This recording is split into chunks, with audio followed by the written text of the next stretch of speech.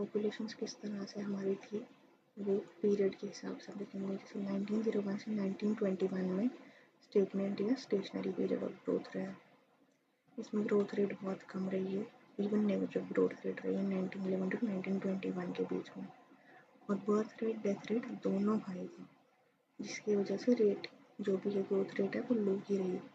और क्या रीजंस थे इस चीज़ के कि बर्थ रेट हाई है और डेथ रेट भी हाई? क्यों? क्योंकि पुअर हेल्थ थी, मेडिकल सर्विसेज कम थी, इलिटरेसी थी, फैमिली प्लानिंग उस टाइम पे होती नहीं थी, तो इस वजह से बर्थ रेट भी हाई रहती थी। और डेथ रेट क्योंकि वहाँ पर फैसिलिटीज़ नहीं थी, पुअर कंडीशंस थे, मेडिकल सर्विसेज के, लोग इलिटरेट थे, इन रीजन की वजह से ये ग्रोथ रेट स्टेगनेंट भी रही, स्टेशनरी रही और नेगेटिव भी रही। इसमें क्या लिखना है? बर्थ रेट भी हाई है और डेथ रेट भी हाई है, stagnant and negative growth. Mostly stagnant ही नेगेटिव ग्रोथ इसी पीरियड में है। Next is decades of 1921 to 1951। इसे बोलते हैं स्टेडी पॉपुलेशन ग्रोथ, जहाँ पे इम्प्रूवमेंट हुई कंडीशंस में, हेल्थ कंडीशन में, सैनिटेशन की वजह से, जिसकी वजह से जो मोर्टालिटी रेट है, जो डेथ रेट जो है वो रिड्यूस कर पाए।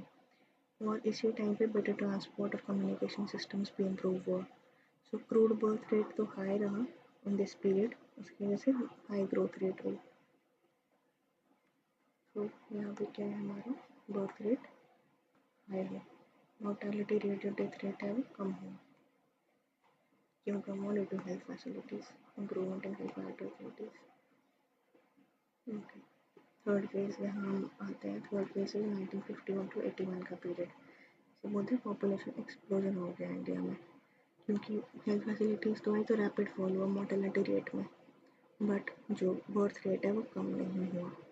हाई फर्टिलिटी रेट पॉपुलेशन रही कंट्री में। ठीक है, इसी टाइम पे इन्होंने क्या किया? सेंट्रलाइज प्लानिंग प्रोसेस शुरू किया, फैमिली प्लानिंग प्रोसेसेस जिसको बोलते, ताकि बर्थ रेट को भी रिड्यूस किया जा सके और एकदम से इतनी ज़्यादा एक्सप्लोजन ना हो पॉपुलेशन की। सो इसमें हम क्या लिखेंगे? Birth rate is very high, इसको डबल कर देते हैं, एक्सप्लोजन हो गया, डेथ रेट कम होता है, rapid fall. Next one is phase 4। Phase 4 में क्या हुआ? ग्रोथ रेट जो है कंट्री पॉपुलेशन की वो हाई रही। ठीक है, हाई तो थी लेकिन थोड़ा थोड़ा रिड्यूस होना लगा, मतलब ग्रेजुअल रिडक्शन शुरू हुआ, एकदम से ना हाई गई ना एकदम से लो गई, ग्रेजुअल रिडक्शन हुआ, डाउनवर्ड ट्रेंड आया क्रूड बर्थ रेट का। और जो मेन एज मैरिज की जो है वह मतलब एज बढ़ी, उसके साथ एजुकेशन की वजह से लोग उनको लिटरेसी आई, समझ में आई चीज़ें। ठीक है, फीमेल्स ऑफ कंट्री की मतलब एजुकेशन जो है उसकी क्वालिटी भी इम्प्रूव हुई, उस रीज़न से ग्रेजुअल स्लो डाउन हुआ बर्थ रेट। तो ये 4 फेज आपको पता नहीं चाहिए कि फर्स्ट फेज में बर्थ रेट हाई था, डेथ रेट हाई था, सेकेंड फेज में बर्थ रेट हाई था, डेथ रेट कम हो गया, थर्ड फेज में बर्थ रेट बहुत ज़्यादा हाई होगा और death rate rapid reduce, fourth phase में ग्रेजुअल रिडक्शन। 4 फेजेस आपको पता नहीं चाहिए पॉपुलेशन की growth. Next is regional variation in population. किस तरह से किस रीजन में कैसी पॉपुलेशन रही है उसके रिसोर्सेज पे डिपेंड करता है, किस तरह का एरिया है, लोग कैसे हैं, किस तरह का कल्चर है, सब कुछ जो है सब डिसाइड करता है कि कहाँ पे कैसी पॉपुलेशन होगी। ओके, सो ये चीज़ें ज़्यादा इम्पोर्टेंट नहीं है।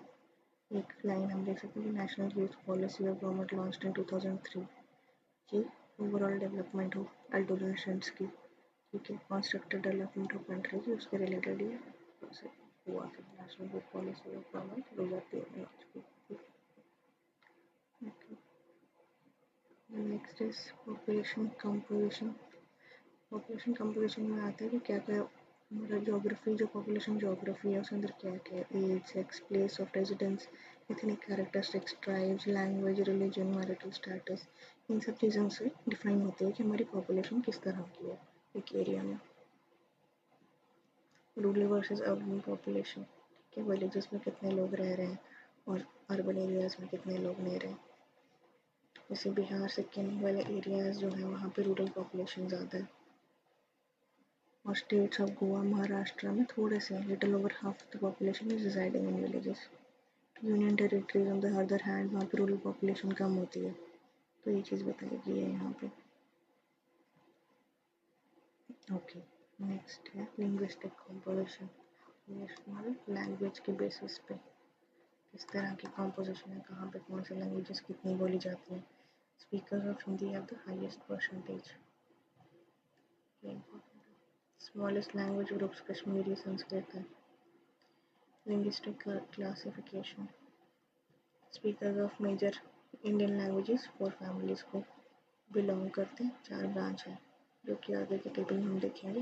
लिंग्विस्टिक क्लासिफिकेशन से मुझे एक क्वेश्चन ज़्यादा है कि आपको पॉलिटी में इसके रिलेटेड पढ़ना है। क्लासिकल लैंग्वेजेस कौन कौन सी है हमारी, ठीक है। न्यू ऐड भी हुई है लैंग्वेजेस, वो कौन कौन सी हैं। 8th शेड्यूल ऑफिशियल लैंग्वेजेस कौन कौन सी हैं, ये सब आप रीड करेंगे किसमें, पॉलिटी में। नेक्स्ट यही बताया गया जो ग्रुप्स है कि ऑस्ट्रेलिया ग्रुप फैमिली द्राविडियन है, साइनो तिब्बतन है और इंडो यूरोपियन है, ठीक है। इसके अलावा इसकी ज़रूरत नहीं है।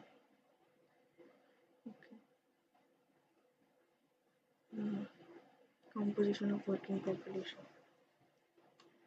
पॉपुलेशन ऑफ इंडिया जो है वो इकोनॉमिक स्टेटस में 3 ग्रुप्स में डिवाइड की गई है। किस तरह से, मेन वर्कर्स, मार्जिनल वर्कर्स और नॉन वर्कर्स। तो स्टैंडर्ड से सेंसस के डिफिनेशन के अकॉर्डिंग मेन वर्कर वो है जिसने 183 डेज काम किया एक साल में, वो इज मेन वर्कर जिसने 183 डेज।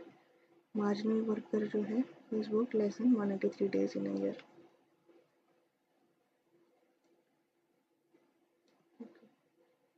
सो ये सब कुछ की ज़रूरत नहीं है। ऑक्यूपेशनल कैटेगरीज की वर्किंग पॉपुलेशन जो है 2001 के अंदर किस तरह से 4 मेजर कैटेगरीज थी, cultivators, agriculture labours, industrial workers और अदर वर्कर्स के अंदर कैटेगराइज किया गया।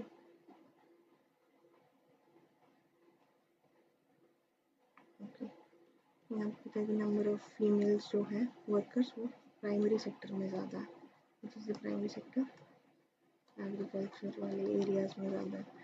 आपने भी सुना होगा कि जब माइग्रेशन होती है तो मेन माइग्रेट और better opportunities, better work opportunities.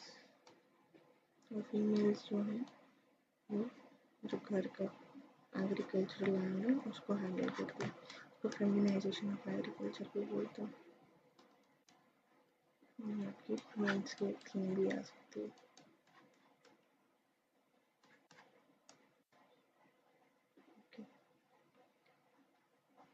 हम चलते हैं नेक्स्ट इस पे,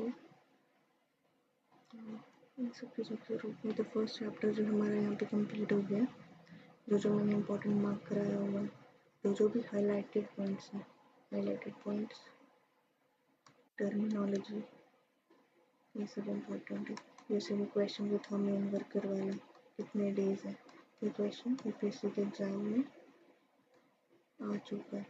तो जो हाईलाइटेड पॉइंट्स हैं टर्मिनोलॉजीज हैं, जैसे फिजियोलॉजिकल एग्रीकल्चर डेंसिटी क्या होती है, फिजियोलॉजिकल डेंसिटी क्या होती है, ग्रोथ रेट क्या होता है, जो फेजेस हैं ग्रोथ के, वो सब कुछ इसके अंडर आता है। इसके बाद हमारा चैप्टर 1 कंप्लीट हो गया। नेक्स्ट चैप्टर हम 2 शुरू करेंगे। सो प्लीज़ लाइक सब्सक्राइब करें अगर आपको अच्छा लगा, और मैं और भी कंटेंट आगे लेके आऊँगी।